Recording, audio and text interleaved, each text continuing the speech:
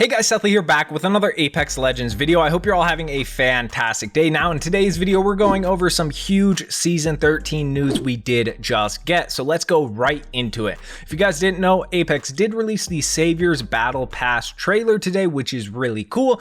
But what I'm more focused on is the patch notes, which was just released. I'll link them down below, but let's go ahead and get right into it. So obviously we already know the new legend is Newcastle, the heroic defender. His passive is retrieve the wounded, drag allies as you revive and protect them with your revive shield. His tactical is mobile shield, throw a controllable drone that creates a moving energy shield, and the ultimate is castle wall. Leap to an ally or target area and slam down, creating a fortified stronghold.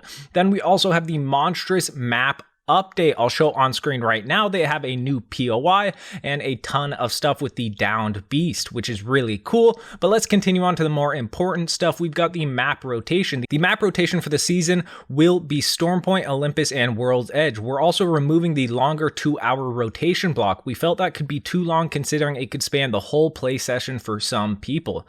Then we have Ranked Reloaded, which I did cover in a previous video. I'll show on screen right now what they said. They said the upgraded rank system adds tier demotions, entry cost adjustments, and a rework of ranked points to promote team play, as well as obviously the new rank rookie. But now onto the important stuff, which is the balance updates. So we have the fortified legends. This is a pretty big nerf for all fortified legends like Gibby. So it says fortified no longer reduces headshot damage. So that is going to make a big difference for Gibby and Caustic and all that have that fortified addition to their abilities. Next, we have the crafting rotation, the flatline and longbow coming out and are now on floor loot. Then we have the Rampage and R301 going into the crafter. Next, we have the gold weapons, which are EVA 8, bow, flatline, P2020, and Spitfire. Then we have a buff for helmets. The blue helmet headshot damage reduction was increased from 40% to 50%, and the purple helmet headshot damage reduction was increased from 50% to 65%.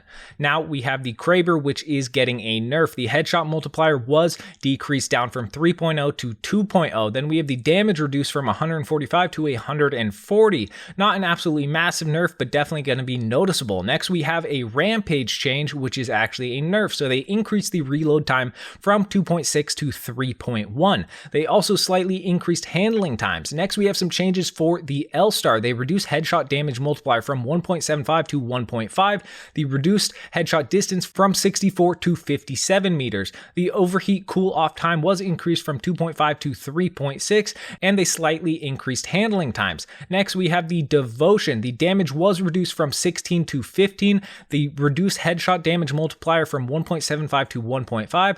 Reduced headshot distance from 64 meters to 57 meters. They increased reload time from 2.8 to 3.2. The draw time was increased to 0.8 from 0.7. The holster time was increased to 0.75 from 0.65. The raise time was increased to 0.65 from 0.55, and the lower time increased to 0.6 from 0.5. So a bunch of nerfs for the Devotion. Next, we have the Havoc. They improved the recoil at the start of the pattern. Then we have the Dual Shell, which was removed from floor loot and crafting bundles. Then we have the Mozambique and Peacekeeper. They increased limb damage from 0.8 to 1.0. Next, we have the crate weapons. The Spitfire is back to floor loot, and the Mastiff is in the crate. Now we have the changes to the Spitfire and the Mastiff. Since the Spitfire is back to floor loot, there have been some nerfs. The damage was decreased from 19 to 18.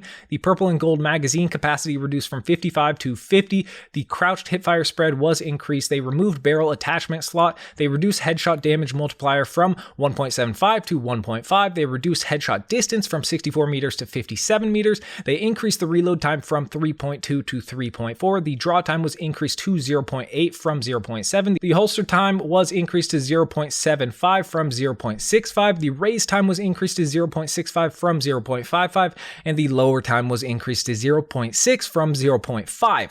Next, we have the Mastiff. They tightened the blast pattern. The ammo capacity was reduced from 6 to 4. The stockpile ammo is 28. The damage per pellet increased from 11 to 14. They increased the pellet size, and the fire rate was increased from 1.1 to 1.2. So that will probably be a pretty good crate weapon. Next, we have cells and syringes, which had a decrease in spawn rate. They lowered it by about 18%. Next, we have the Rampart buffs. The Sheila spin-up time was decreased from 1.75 to 1.25.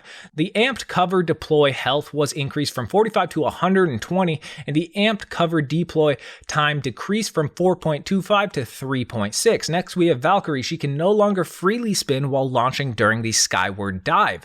Next, we have some changes to out of bounds. When going out of bounds, the following will be disabled: Legends abilities, weapons, ordinances, and survival items, healing items, and all active passives. Next, we have World's Edge changes. They redesigned windows at Lava Siphon's control tower to focus sightlines. They also added additional cover around Lava Siphon's lava pit, and the gondola loot has been tweaked. The chances of finding high tier armor in them have been notably reduced.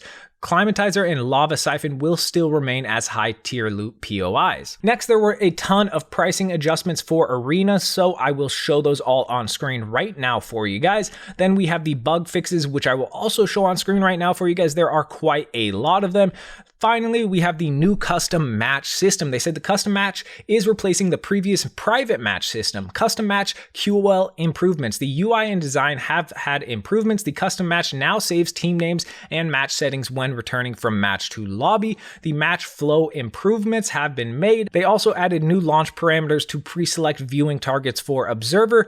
They updated the color palette used by observers when viewing teams. Additionally, they fixed the color duplication issue previously seen on the map overview. And lastly, they updated the team eliminated text with a unique color for anonymous mode in the custom match. So that is pretty cool, but I'm most excited for all of these legends and weapon balances. So make sure to let me know down in the comment section below, what do you guys think about all the changes they made? Make sure to let me know what you guys think in the comment section below. But if you guys enjoyed this video, make sure to hit that like button. It really does help me out a ton. And if you haven't already, make sure to subscribe and hit that notification bell. It's been your boy Sethly, and I'm out.